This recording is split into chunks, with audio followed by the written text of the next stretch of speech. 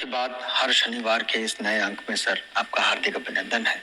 हमारे बीच अपर मुख्य सचिव डॉक्टर एस सिद्धार्थ हैं और हम शिक्षकों के कुछ सवाल सर के सामने रखेंगे और उनसे कुछ जवाब चाहेंगे। सर, पहला सवाल है श्रीकांत कुमार, अध्यापक हैं उत्क्रमित मध्य विद्यालय टांडापुर शेखपुरा से। इनका सवाल है कि सरकारी विद्यालयों के बच्चे तक तकनीक की पहुंच हो, यह सरकार का संकल्प है, जिसके तहत सभी विद्यालयों में एक स्मार्ट क्लास होगा। आपके द्वारा सभी हाई स्कूल को तकनीक से आच्छादित किया जा चुका है। सभी महाविद्यालयों में, सभी मध्य विद्यालयों में भी बिहार सरकार के लक्ष्य के मद्देनजर पिछले 2 वर्षों से स्मार्ट क्लास उपलब्ध कराया गया है, परंतु यह किसी विद्यालय को ही उपलब्ध कराया गया है, यह सभी विद्यालयों तक इसकी पहुंच नहीं हो पाई है। इनका सवाल है, सभी मध्य विद्यालयों को सरकार कब तक स्मार्ट क्लास उपलब्ध करा देने का लक्ष्य रख रही? देखिए, हम ये जरूरी ये हमारी इच्छा है और सरकार की इच्छा है कि तकनीकी शिक्षा और तकनीक का उपयोग करते हुए शिक्षा बच्चों को दी जाए। तो हम लोग इस महीना सर्वे करा रहे हैं कि कहाँ स्मार्ट क्लासेस हैं और कहाँ स्मार्ट क्लासेस नहीं है। और जहाँ बिल्डिंग बन गए हैं, स्मार्ट क्लास बनने के लिए बिल्डिंग की भी आवश्यकता है, तो जहाँ बिल्डिंग बन गए हैं और इस स्मार्ट क्लास के लिए अलग से कमरा उपलब्ध है, हम लोग इस वित्तीय वर्ष में सभी जगह हम लोग अपना स्मार्ट क्लास लगा देंगे। और उसके बाद जैसे जैसे बिल्डिंग नए बनेंगे, नए नए कमरे बनेंगे, तो वहाँ लगाएंगे। तो यह कम से कम मिडिल और हाई स्कूल सब में पहले स्मार्ट क्लासेस हम लोग कंप्लीट कर देंगे इस वित्तीय वर्ष में। बहुत शुक्रिया सर। ये लगभग मिलता जुलता सवाल है विवेक कुमार मधेपुरा से। लगभग सभी विद्यालयों में डिजिटल क्लासरूम की व्यवस्था की गई है, तो क्या सभी शिक्षकों के आईडी से कम एक क्लास रोज डिजिटल बोर्ड में रिकॉर्ड करवाया जा सकता है, जिसका निरीक्षण शिक्षा की गुणवत्ता बढ़ाने के लिए किया जा सकता है? देखिए, अभी रिकॉर्डिंग की व्यवस्था नहीं है। अभी केवल जो कंटेंट एससीईआरटी भेजेगा उसको प्रकाशित किया जाएगा और उसको दिखाया जाएगा। तो अभी एक तरफा है। तो भविष्य में जब इंटरनेट की सुविधा हो जाएगी या कोई रिकॉर्डिंग की आवश्यकता होगी, ये भविष्य में देखेंगे। लेकिन अभी तो केवल जो क्लास मटेरियल और टीचिंग मटेरियल एससीईआरटी तैयार करेगी या अन्य माध्यम से जो टीचिंग मटेरियल मिलेंगे उसको प्रकाशित करने का हम लोग का लक्ष्य है। इसमें सर एक सवाल है ऋतुराज हाजीपुर वैशाली से। ये पूछ रहे हैं कि राज्य के सभी उच्च उत्क्रमित माध्यमिक विद्यालयों में अनिवार्य रूप से भारत स्काउट एवं गाइड का वर्ग साप्ताहिक संचालित किया जाए। देखिए, ऑप्शनल एक्टिविटी है, एनसीसी है, भारत स्काउट्स एंड गाइड है और एनएसएस, ये तीनों हैं जिसका जो ऑप्शनल एक्टिविटी है। और यदि कोई विद्यालय के प्रधानाध्यापक चाहेंगे तो हम लोग एनरोलमेंट करेंगे। बट हम लोग का ये है कि कम से कम जो शनिवार का दिन है वो इसके लिए आरक्षित है। जो भारत स्काउट्स एंड गाइड्स हैं या फिर आपके एनसीसी हैं और एनएसएस के लिए, तो एक दिन सप्ताह में हम लोगों ने रखा है। और ये अच्छा सुझाव है। एक बार मैं इसका भी सर्वे करा लेता हूँ कि कौन से स्कूल में भारत स्काउट्स एंड गाइड्स का कार्यक्रम चल रहा है, कहाँ एनसीसी चल रहा है और एनएसएस चल रहा है। एक बार हम लोग सर्वेक्षण कर लेते हैं। ये अगला सवाल है अभिनव पराशर है, उच्च विद्यालय चनपटिया पश्चिमी चंपारण से। ये पूछ रहे हैं कि आधुनिक युग में स्वास्थ्य एवं शारीरिक शिक्षा विषय महत्वपूर्ण होता जा रहा है, लेकिन बिहार के माध्यमिक शिक्षा 10+2 के पाठ्यक्रम में शारीरिक शिक्षा को अभी तक स्थान नहीं मिला है। इस विषय में लगभग सभी विषयों का समावेश होता है, लेकिन पाठ्यक्रम में गणित, अंग्रेजी, हिंदी, सामाजिक विज्ञान आदि विषयों जैसा खेल को भी एक विषय के रूप में मान्यता देकर शामिल नहीं किया गया है। यदि शिक्षा खेल के माध्यम से युवाओं को रोजगार मुख बनाने में अत्यधिक सहायक है, तो क्या शारीरिक शिक्षा को वर्ग 9, 10, 11, 12 में मुख्य विषय के रूप में शामिल करने का विचार विद्या शिक्षा विभाग रखता है या? देखिए, हम लोगों ने ये मामला तो एग्जामिनेशन बोर्ड का है, मेरा स्कूल एग्जामिनेशन बोर्ड है, और हम लोगों ने खेल यूनिवर्सिटी भी बना ली है जिसके वाइस चांसलर की नियुक्ति होगी। हम लोग एक बार विमर्श करेंगे कि इसको अलग सब्जेक्ट बनाया जाए, कैसे बनाया जाए। तो एक खेल यूनिवर्सिटी का हम लोग सुझाव लेंगे एग्जामिनेशन बोर्ड का। तो हम लोग इस पर चर्चा करते हैं। ये अच्छा सुझाव है और सुझाव देने के लिए धन्यवाद। तो हम लोग इसको पॉजिटिवली लेंगे और स्पोर्ट्स को भी एक सब्जेक्ट के रूप में स्कूलों में इंट्रोड्यूस करने की कोशिश करें, इलेक्टिव्स में। Thank you sir. एक बच्चे ने भी सवाल पूछा है सर, सुशांत शेखर हैं, ये आरएन कॉलेज पंडौल से पूछ रहे हैं कि ये 12वीं कक्षा के हैं, बच्चा है, और as of now we have not received any official syllabus published by Bihar board for our respective subjects. This absence of standardized syllabus is creating uncertainty among students and teachers, making it difficult to plan our studies effectively. With board exams approaching, a clear and official syllabus would provide guidance and help us focus on the necessary areas of preparation. In the light of above, I kindly request that Department of Education and Bihar Board take the necessary steps to officially release the syllabus for class 12 at the earliest. देखिए, मेरी बात हुई थी chairman examination board से, और मैंने कहा कि हर साल ये कोर्स और सब्जेक्ट क्यों नहीं रिलीज होता है। उनका ये कहना है कि ये बीच में जब कोरोना हुआ था तो कुछ सब्जेक्ट्स हटाए गए थे और कुछ टॉपिक्स हटाए गए थे और सिलेबस को छोटा किया गया था। उस समय सीबीएसई ने भी सिलेबस रिलीज किया और बिहार बोर्ड ने भी सिलेबस रिलीज किया। लेकिन उनका ये कहना है, चेयरमैन एग्जामिनेशन बोर्ड का, कि जो किताब हम लोग प्रेस्क्राइब करते हैं वो पूरा किताब कोर्स का पार्ट है और वही सिलेबस भी है। तो मैंने कहा कि क्योंकि बच्चे ने पूछा है और बच्चे पूछ रहे हैं कि सिलेबस प्रकाशित करना है, तो एक औपचारिक मतलब सिलेबस उसी आधार पर बना के प्रकाशित कर दीजिए।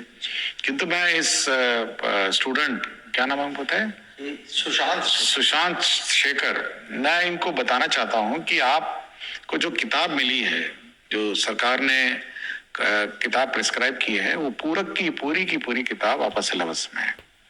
इसलिए आप निश्चित होकर उस किताब का अध्ययन करें और वही सिलेबस है।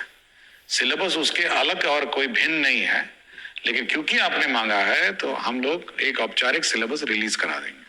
थैंक यू सर, काफी हेल्पफुल भी होगा उनके लिए। एक सर सवाल पूछा है, संदीप कुमार हैं, ये बीपीएससी के पीजीटी मैथ शिक्षक हैं, प्रोजेक्ट साधुलाल शाह आर्य कन्या इंटर विद्यालय नवादा, अकबरपुर नवादा से। ये कहते हैं कि मैं गणित का अध्यापक हूं और चाहता हूं कि अपने विद्यालय के नाम पर यूट्यूब चैनल क्रिएट करूं, उसमें क्लास के लेक्चर को अपलोड करूं और इसके साथ साथ मंथली एग्जाम के क्वेश्चंस का सॉल्यूशन भी बच्चों को उपलब्ध करा सकूं। क्या ऐसा मैं कर सकता हूं? देखिए, हम लोगों ने जो रोक लगाई है वो इतना ही रोक लगाया है कि स्कूल में के वातावरण में आप बैठ के रील्स नहीं बनाएंगे और कुछ ऐसा हरकत ना करें जिससे स्कूल का शैक्षणिक माहौल खराब हो। किसी प्रकार का शैक्षणिक कार्यक्रम या किसी प्रकार की शैक्षणिक गतिविधि आप किसी सोशल मीडिया के माध्यम से कर सकते हैं, इसमें हम लोगों ने रोक नहीं लगाया। अगर आप चाहते हैं कि YouTube को डाउनलोड करके बच्चों को दिखाना है, YouTube दिखाना है, और किसी भी आपकी बहुत सारे वेबसाइट्स से बच्चों को पढ़ाना है, या अपनी जो स्कूलिंग सब्जेक्ट्स है उसको आपको वेबसाइट में डाल के बच्चों को अध्ययन में मदद कराना है, इसमें किसी प्रकार की रोक नहीं है। हाँ, लेकिन अगर आप कोई डांस ड्रामा करते हुए जो स्कूल के करिकुलम में नहीं है, सब्जेक्ट में नहीं है, उसको आप रील्स में डाल के आप ऐसे ही सर्कुलेट करेंगे, तो वो हम लोगों ने ऑलरेडी कह चुके हैं कि ये हम लोग एक्सेप्ट नहीं करते। आप बाहर अपने व्यक्तिगत पार्टी में करिए, अपने वो घर पे करिए, हमको कोई रोक नहीं है, लेकिन स्कूल की बाउंड्री में केवल शैक्षणिक संबंधी कार्य होंगे और उन शैक्षणिक संबंधी कार्यों को आप यूट्यूब में डालिए, वेबसाइट में डालिए, जो करना करिए, उस पर हमको कोई रोक नहीं। हाँ, ये एक और जरूर है कि जो किसी बच्चे के स्पेसिफिक बच्चे के बारे में आप नहीं लिखेंगे, किसी जो चाइल्ड राइट्स है उसका भी आप ध्यान रखेंगे। तो चाइल्ड राइट्स अगर पढ़ लिया जाएगा तो अच्छा रहेगा कि कौन, अगर बच्चे का फोटो डालना हो या बच्चे की गतिविधियां डालना हो तो उसकी राइट्स हैं, और शैक्षणिक आप अपना कंटेंट डाल सकते हैं, और ताकि बच्चे घर जाएं, अपना यूट्यूब आपका खोल के देखें, पढ़ लें। बहुत हेल्पफुल है सर। अगला सवाल एक बच्चे का ही है सर, अनिल आनंद है, क्लास 11th के स्टूडेंट हैं। ये पूछ रहे हैं सर, 11th और 12th के मंथली टेस्ट एग्जाम में कंप्यूटर साइंस का क्वेश्चन क्यों नहीं विभाग द्वारा दिया जाता है? बच्चे बहुत परेशान है। देखिए, ये हम लोग शुरू करेंगे 11th एंड 12th का कंप्यूटर का क्वेश्चंस, और मैं आपका सुझाव स्वीकार करता हूँ। लेकिन यही है कि जो कंप्यूटर का जो क्वेश्चन होगा वो ऑनलाइन ही आएगा, मतलब फिजिकल मोड में नहीं आएगा, इसलिए क्योंकि आपने कंप्यूटर का मांगा है क्वेश्चन पेपर, तो क्वेश्चन पेपर ऑनलाइन आएगा। एक सवाल है, रंजन कुमार है, प्रधानाध्यापक राज्यकृत मध्य विद्यालय बीहट बरौनी बेगूसराय से। ये क्या पूछ रहे हैं कि विद्यालय स्तर पर विद्यार्थियों और शिक्षकों द्वारा दिए गए व्यवस्था नियम के प्रतिकूल आचरण व आज्ञा उल्लंघन के मामले में प्रक्रियात्मक अनुशासनात्मक कार्रवाई के लिए प्रधानाध्यापक को प्रशासनिक रूप से कोई निर्णायक शक्ति क्यों नहीं दी गई? देखिए, सारी शक्तियां जो है, देखिए जो प्रधान अध्यापक है, हम लोगों ने हाल ही में इतने सारे प्रधानाध्यापक अपॉइंट कर दिए हैं। अब हाई स्कूल में भी नए प्रधानाध्यापक हो गए और कुछ प्रमोट होकर मिडिल स्कूल में प्रधानाध्यापक होंगे। हम लोग का सोचना है कि ये एक कड़ी है, मतलब he is the head of the school administration, और स्कूल की गतिविधियों को संचालित करना, गाइड करना, और डीओ कार्यालय या डीपीएम में जो भी हमारे शिक्षा पदाधिकारियों के साथ समन्वय स्थापित करने का काम उसी का है। और स्कूल में टाइम से क्लास चल रहे हैं, टाइम से पढ़ाई हो रही है, और जो सरकार द्वारा निर्देश दिया गया है उनको टीचरों को पहुंचाना है। यदि कोई शिक्षक या स्टूडेंट इस सभी नियमों का उल्लंघन करता है तो ये पूरी शक्तियां आपके हेडमास्टर पर निहित है। हेडमास्टर अगर डिपार्टमेंट पोस्टिंग कराना चाहते हैं तो रिपोर्ट करेंगे, अगर किसी स्टूडेंट पे कार्रवाई करना है तो वो भी कर सकते हैं। तो ऐसा कोई रोक नहीं है। लेकिन मेरी जानकारी में आज तक किसी हेडमास्टर ने ये कंप्लेंट आज तक मुझे ये नहीं किया कि फलाना जो टीचर हैं वो पढ़ाते नहीं हैं या फलाना टीचर जो है लापरवाही बरतते हैं। केवल मुझे जो कंप्लेंट्स आते हैं, मैं बहुत सीरियसली लेता हूँ हेडमास्टर का, और बहुत बार तो मैंने हेडमास्टर के कंप्लेंट्स पर 24 घंटे में टीमें भेज के जांच करवाई। लेकिन वही जांच में ये पता चलता है कि 2 गुट बन गए हैं स्कूल में और 2 गुट लड़ रहा है। तो कभी ये नहीं आया मुझे कि हेडमास्टर जो है ने कंप्लेंट किया है कि शैक्षणिक व्यवस्था, शैक्षणिक माहौल स्थापित करने के लिए किसी ने कंप्लेंट किया। और मैं ये इनवाइट करता हूँ, अगर कोई हेडमास्टर लिखे कि मेरे स्कूल में ये फलाना टीचर जो है, मैंने इनको कोर्स पढ़ाने को कहा और मैंने फलाना करने को कहा, ये नहीं करने को तैयार है, उसके बाद देखिए मैं कार्रवाई कर ही दूंगा। लेकिन हेडमास्टर से उम्मीद करता हूं कि वो निष्पक्ष रूप से लिखें, किसी द्वेष और ईर्ष्या की भावना से न लिखें, और शैक्षणिक माहौल को अच्छा करने के उद्देश्य से लिखें। Thank you sir. ये सवाल है, सुमंत वर्मा है, प्रधानाध्यापक है एमएस मानगंज और उत्क्रमित हाई स्कूल मानगंज पश्चिम से। इनका पूछना है कि विद्यालय के समय में बहुत सारे शिक्षक कोचिंग चलाते हैं, जिसके कारण बहुत सारे मेधावी बच्चे विद्यालय नहीं आ पाते हैं तथा बच्चों की उपस्थिति पर प्रतिकूल प्रभाव पड़ रहा है। कृपया इस संबंध में विभाग क्या सोच रहा है बताना चाहिए। देखिए, मैं बहुत सारा स्कूल गया और विभाग का बहुत ही स्पष्ट निर्णय है कि सरकारी टीचर्स कोचिंग नहीं चलाएंगे या कोचिंग में नहीं पढ़ाएंगे, बहुत ही क्लियर है। और इस संबंध में हम लोग निर्देश भी क्लैरिफाई के लिए हम लोग निर्देश भी निर्गत कर देंगे कि कोई भी सरकारी टीचर कोचिंग संस्थान में नहीं पढ़ाएगा। और दूसरा ये है कि कोई भी बच्चा जो सरकारी स्कूल में नामांकित है, स्कूल की अवधि में मतलब टीचिंग पीरियड में वो कोचिंग नहीं है। स्कूल के बाद अपना जाइए, अपना पढ़ाइए, अपना जो करना करिए, हमको नहीं है। मैं तो बहुत सारे देखता हूँ कि सुबह बच्चे जाते हैं कोचिंग, फिर आते हैं स्कूल, या दिन में जाते हैं स्कूल जाते हैं और शाम को कोचिंग जाएंगे। तो शैक्षणिक जो हमारा टाइम टेबल निर्धारित है, फलाना टाइम से फलाना टाइम, अगर वो बच्चा वहां एनरोल्ड है तो वो स्कूल को छोड़ के वो कोचिंग नहीं जा सकता,